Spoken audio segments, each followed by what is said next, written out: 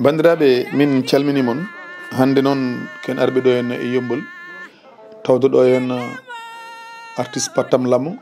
tawde ɗo musidɗo kadi mo ganduɗa waɗi ko memtoɗo ko yiyato e nder rendo fulɓe woni Hady Hammady Gadio gorko mbo hoore fonde woni sababu garal men ɗo e noon ko addandemo carte invitation makko d'honneur par ce que ko watte ko omo jogui hen gueɗal timmugal e fannuji ɗi kala le 15 février Windiri TV ene waɗa 4 ans mum d' existence waddi ɗum haadi e ɓaɓe no mbayi potani hedde hen caggal ko ɗum saabi hande garɗen ɗo addandemo carte makko invitation d'honneur Hady Gadio carte ma invitation d'honneur Windiri TV ko jogori wadde le 15 février 2024 en tant que artiste kono kadi en tant que musidɗo so wiyama ɗum ɗo hande no wayema ko adi foof ko welamma kadi somin namdama ɗum min namdama ko potmin namdede invitation d'honneur wona hande fuɗɗi ɗum heewi guila invitation ngaji d'honneur ha e gueɗe goɗɗe de participation ɗi ganduɗa mboɗo yoɓa ɗum Oumar Dore Coumé bandiraɓe Oumar Dore Coumé ko neɗɗo mo témoin FM taw Oumar mo Top FM Oumar mo Warago Oumar mo Windiri TV technicien naturel Oumar noon hande so wiyama Windiri TV ene yuɓɓina ñalaw 4e anniversaire muɗum addini kam ɓataki vraiment ko hunde wande fayida ko hunde nde ganduɗa kadi no mbiyatmami ni weldebi temboɗandi wona min goto tan Oumar Dore Coumé yetti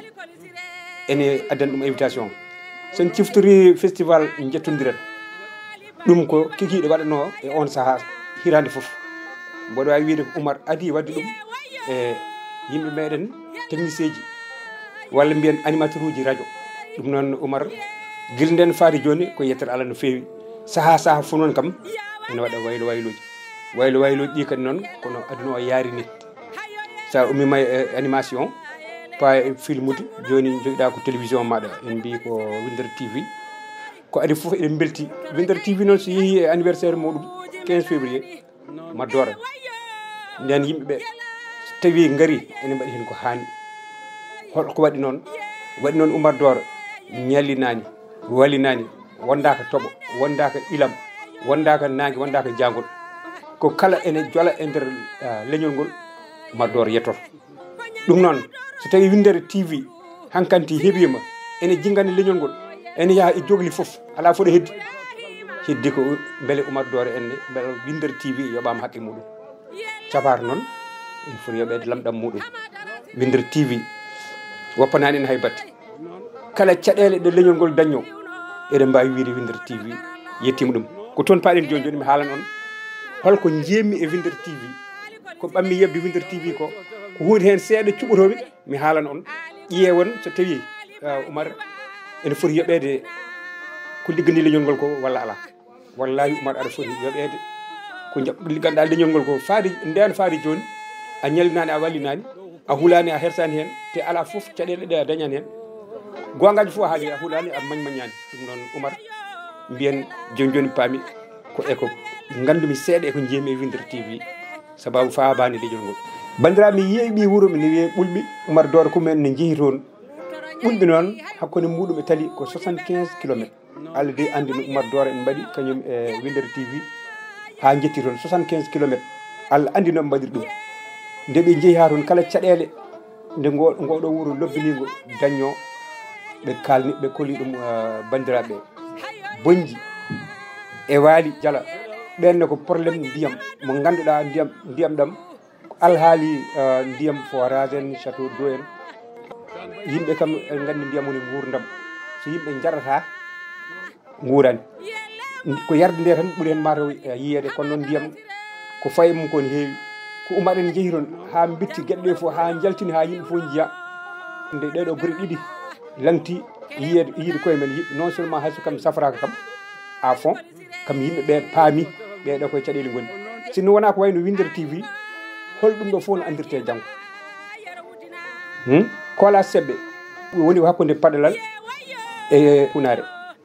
ɗonne ko probléme ndiyam e courant te eɗen ndiyam e courant mawɗe ɓe jeeyi toon ɓe kolliri ndiyam ɗam kam safra peut être courant kam heddi kono mbaɗandi ɓe jiyanama mo yiyanaka noon hulantaki kala ko andaka weraka jeygu ngu weraka foof hewani sodoɓe ɗum noon Oumar Dore en ko weejoɓe jeeyguli ɗum noon ko caɗele yimɓe yo jiye beele mbawa yiyede janggo e jaam mbawa safrede somi yeeɓi hoore fonde on saaha on kadi on fannu muɗum ko banggue ndeysan ceernajo men mawɗo wiye Bocar Alpha Ba nde rutte jomum ko kamɓe mbaɗi ɗum couvrir à fond ala ko heddi guila commencement ha fin